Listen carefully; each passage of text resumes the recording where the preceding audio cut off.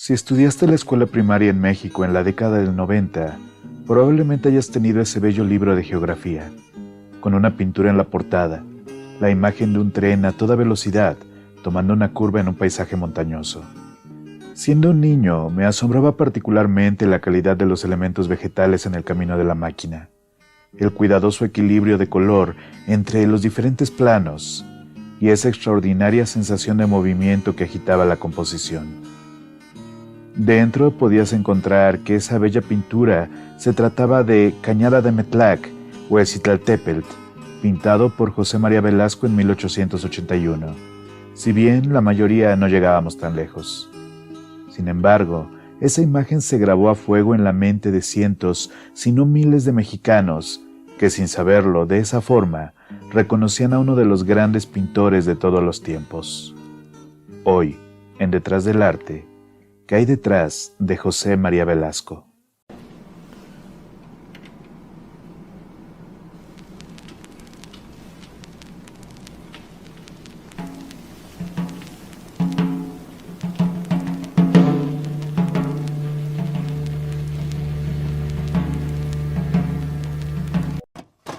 José María Velasco y Gómez Obregón nació un 6 de julio de 1840 en Temascalcingo, Estado de México, hoy Temascalcingo de José María Velasco, lo que nos da una buena idea de lo orgullosos que están sus pobladores de que esta tierra haya cobijado al pintor. El primero de 5 hijos, su padre Felipe Velasco y su madre María Antonia Gómez Obregón, eran artesanos dedicados a la elaboración de rebozos, y aunque no tenemos mayores datos de su infancia, sabemos que pasó por el Instituto Literario del Estado de México, en Toluca, para formarse como agrimensor, periodo en el que habría encontrado su pasión por las ciencias y el dibujo.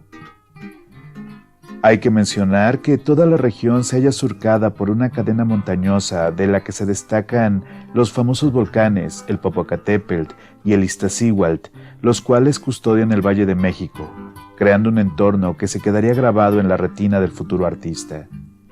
Eventualmente, la numerosa familia habría emigrado a la Ciudad de México en busca de mejores oportunidades. Primero en 1845, cuando la invasión estadounidense los obliga a volver, y luego en 1849. Pero desafortunadamente, Felipe cae enfermo y fallece víctima de la epidemia de cólera de 1850. Apenas con 10 años, José María busca un trabajo que le permita apoyar la economía familiar sin que por ello descuide sus estudios. Ingresa al Colegio Lancasteriano de Santa Catarina Mártir y posteriormente es recomendado por un amigo de la familia para asistir a clases nocturnas de dibujo en la Academia de San Carlos, donde ingresa como alumno regular en 1858, bajo la instrucción de Eugenio Landesio, de origen italiano y especializado en la pintura de paisajes, quien reconoció en el joven José María una facilidad particular en la pintura, además de un compromiso con el aprendizaje que lo llevó a conseguir una medalla de honor en el concurso anual que el recinto organizaba entre el alumnado, mérito que repitió al año siguiente, forjándose poco a poco una reputación entre sus compañeros. En 1858 consigue un puesto temporal como profesor en perspectiva, ingresando al cuerpo de maestros de la academia. Paralelamente, realiza estudios de anatomía, zoología, geografía y arquitectura, con la finalidad de depurar los acabados de sus obras, a un grado que él mismo consideraría un poco científico. Esto no es poca cosa. Aunque el paisajismo era una actividad relativamente común en la pintura mexicana, el estilo de Velasco, desde siempre, apuntaba a una perfección enraizada en un análisis de cada elemento por separado, probablemente un estilo único en ese momento. A pesar de ello, la buena pintura de Velasco no pagaba las cuentas, y dado que en 1868 se había casado con Luz Sánchez Armas Galindo, se vio obligado a diversificar sus actividades para mantener a su familia, que ya incluía una hija, Mercedes Velasco Sánchez Armas. Empleado como ilustrador científico, prestó su talento a la revista La Flora en el Valle de México, la cual le encargaba imágenes botánicas que le permitían llegar a fin de mes. A principios de 1865 había ingresado a la Escuela Nacional de Medicina para tomar la cátedra de Historia Natural, que incluía temas de botánica y zoología. En junio de ese año se incorporó como dibujante en una expedición científica a Huauchinango, Puebla, donde conoció al naturalista Rafael Montes de Oca, y en 1870 ingresó a la Sociedad Mexicana de Historia Natural, en la cual participó activamente, además de publicar 5 trabajos en la revista Naturaleza de dicha asociación e ilustrar otros artículos científicos. Y aunque podría haber optado por este camino, su objetivo seguía siendo claro. Convencido de su talento y con una buena cantidad de años trabajando en la academia, el pintor se consideraba listo para ocupar una plaza como maestro de paisaje, por lo que, cuando Landesio dejó su puesto en 1874, José María estaba seguro de que se lo ofrecerían. No obstante, y a pesar de los premios que llevaba a cuestas, el escritor y periodista Ignacio Manuel Altamirano, voto de calidad en la academia, consideró que Velasco era demasiado tradicional para el colegio, optando por la estrella del momento, Salvador Murillo. Y no era que Murillo fuera malo. De hecho, era un paisajista notable. Su técnica depurada, el atrevido encuadre y el espacio vacío era lo que estaba de moda en Europa, aunque para Velasco la elección fue una afrenta imperdonable. Renuncia a su puesto como profesor y se muda a la villa de Guadalupe en la periferia de la capital, un área rural cercana al Tepeyac, donde comenzó su serie de pinturas dedicadas al Valle de México. De esta obra, Landesio diría: «Nada mejor se podrá pintar después de esto».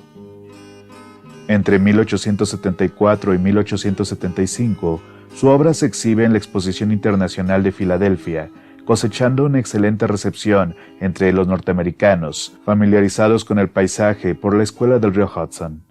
Sin embargo, el pintor no pasó por alto que el público estadounidense asumía que sus obras eran más bien de un italiano radicado en México, razón por la cual comenzó a firmar sus telas como José María Velasco, el mexicano.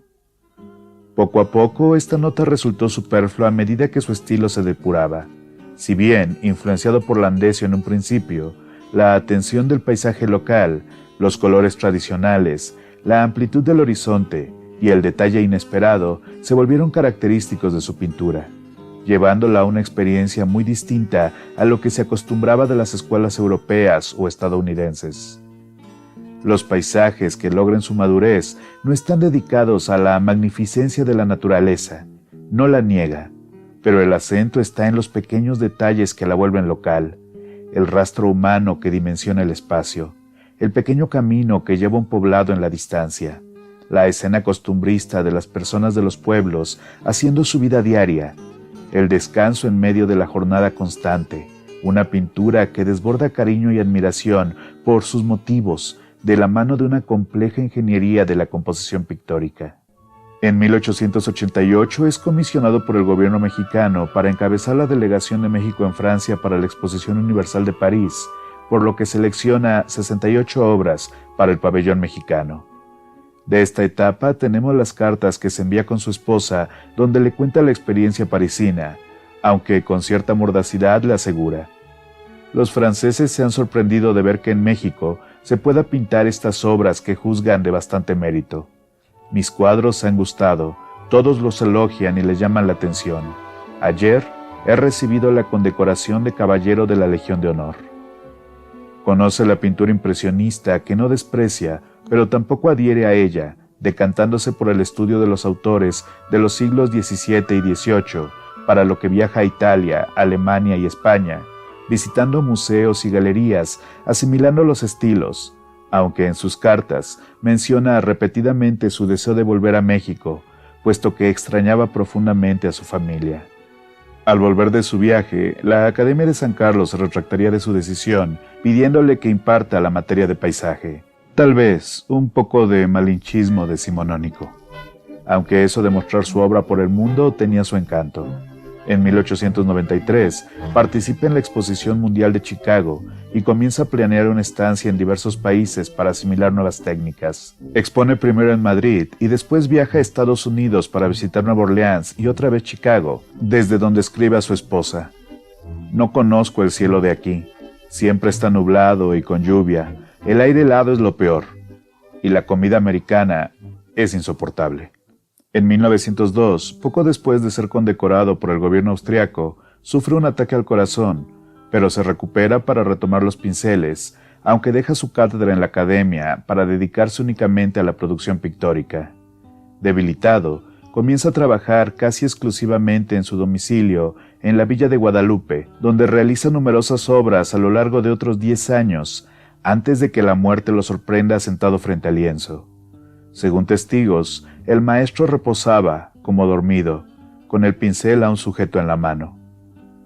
La llegada del muralismo, los agitados años que sucedieron a la Revolución, los cambios de estilo y las nuevas escuelas, poco a poco relegaron a Velasco a un lugar secundario en la gran historia de la pintura. Podría ser por acostumbrarnos a la lucha constante que sus herederos liberaron contra los estilos occidentales. Sin embargo, esto no impidió que un histórico como Diego Rivera dedicara sendas líneas en su memoria. Sobre él, el famoso muralista escribió: Velasco creó un mundo plástico nuevo.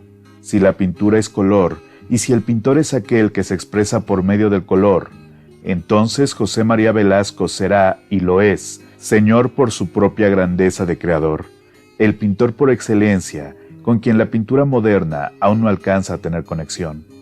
Como si fuera una profecía, en el año 2025, un inesperado homenaje viene a unirse a los muchos rendidos por México, solo que esta vez más allá del mar. La primera exposición monográfica en el Reino Unido dedicada a José María Velasco, que se celebrará en marzo de este año en la National Gallery de Londres. También la primera exposición dedicada a un artista latinoamericano en dicho recinto, que celebra así 200 años del establecimiento de relaciones diplomáticas entre el Reino Unido y México. Un honor que seguro haría sonreír al maestro y todavía más cuando ya no será por necesidad, sino por puro gusto que firme. José María Velasco, pintor mexicano.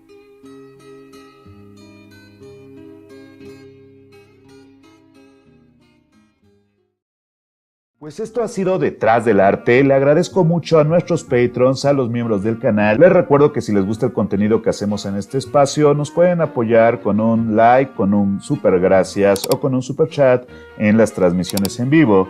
También recuerden que subimos shorts a diario y videos largos aproximadamente cada 15 días. Si no te has suscrito, suscríbete, activa la campanita, déjate un buen like, recomiéndanos con tus amigos y donde quiera que estés, muy pronto nos volveremos a ver. Manténganse extraordinarios. Hasta luego a todos. Bye bye.